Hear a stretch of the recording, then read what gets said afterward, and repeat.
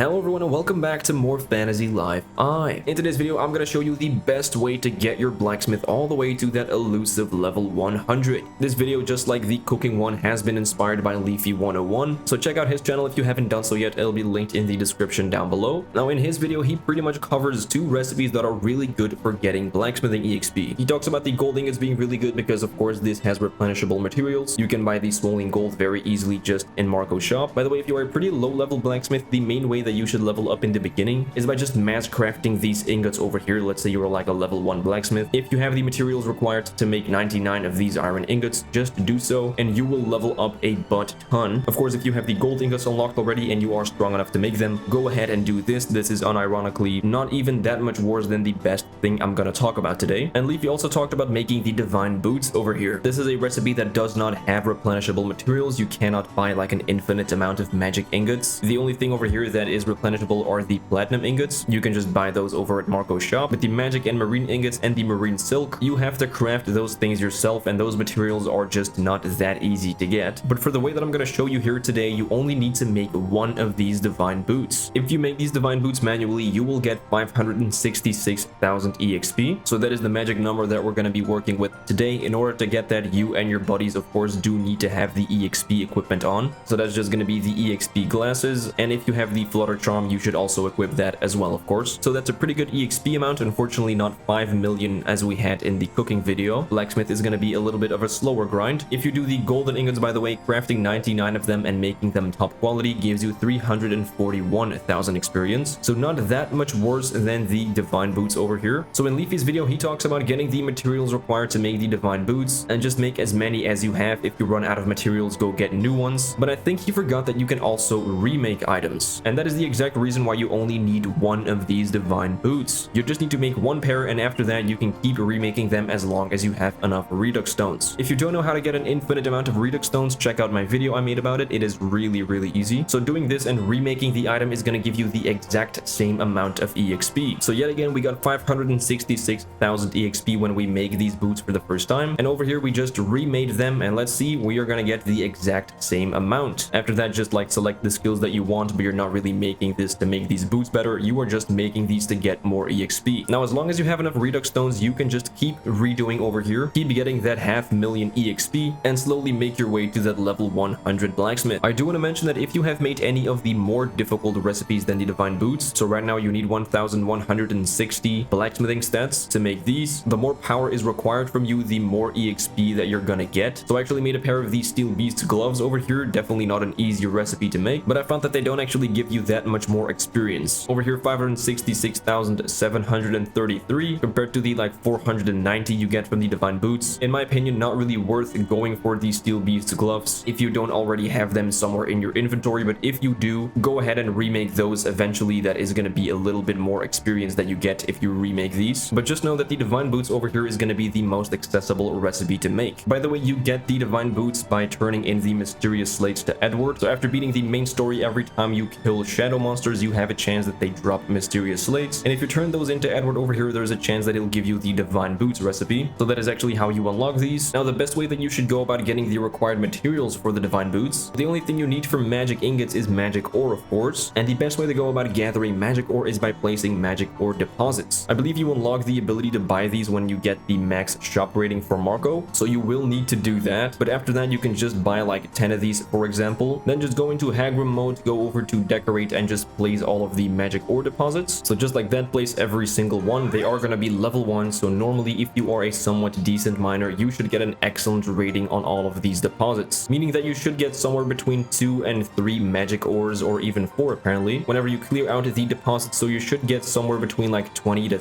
30 or 35 magic ore if you buy 10 of them. We now have 345 magic ore. I believe I got around 25 or 30 there. So that is how you're gonna farm the magic ingots. The platinum ingots, of course, you could literally buy these straight up out of Marco's shop, or you could also just buy Tropica silver and make these in batches of 99. That is gonna give you some experience as well. So that is literally a replenishable material. But up next, the marine ingot. This one's gonna be a bit more difficult to get. You'll need marine ore, which is only found over in the Profunda cave. That's gonna be over in the Tropica Isles, and then than this cave over here. You should have a fast travel point there normally. So just go over to this location, enter the cave, and you should immediately see some marine ore deposits to your left. So just clear these out. Again, if you are a somewhat decent miner, you'll probably get an excellent just by doing a charge attack. And that's going to be how you farm the marine ore. If all of the deposits have been cleared out, you just need to leave the cave, then re-enter the cave. And as you can see, all of the deposits have respawned. So that is how you're going to farm the marine ore for the marine ingots. And then finally, another annoying material is the marine silk. So for this, you're going to need some marine thread, which is primarily dropped or like only dropped by cave stars. So you want to make your way over to the B3 depths. And in this exact location is going to be where a lot of cave stars spawn. So make sure you and your buddies have the item drop armor on and just start getting rid of these cave stars until they drop a couple marine thread. So these guys over here, already 1 marine thread, 2 marine thread, pretty nice. Taking out a couple more cave stars over here and they'll probably drop some more marine thread. Then when all of them have been defeated, you just need to put up a teleportation gate. Then once you're in Genermosa, you just use the teleportation gate back. And once you get back to the depths, all of the cave stars will be respawned and you can beat them up again for their valuable drops. So yeah, that is pretty much how you're going to get the marine thread. So once you have done all of that work, you can go ahead and make some magic ingots, marine ingots, and marine silk, and finally start making some divine boots. After that, the only thing you need to do is unlock the remake ability over here. Then just go to any crafting bench, and as long as you have enough redux stones, you can keep remaking these until you hit level 100 as a blacksmith. Also, definitely don't forget to unlock all of the EXP skills on the skill board over here. And with that, that is pretty much it for this video. Let me know what you use to get your blacksmithing EXP, and if you somehow find anything better than I told you about in this video, which I highly doubt, I would love to know as well. And as always, thank you so much for watching. If you enjoyed this video or found it helpful, definitely don't forget to like and subscribe if you haven't done so yet. Not even 5% of the people watching my videos are actually subscribed, so I would appreciate it a lot if you would do so. And with that, I'll see you guys in the next one. Alright, later.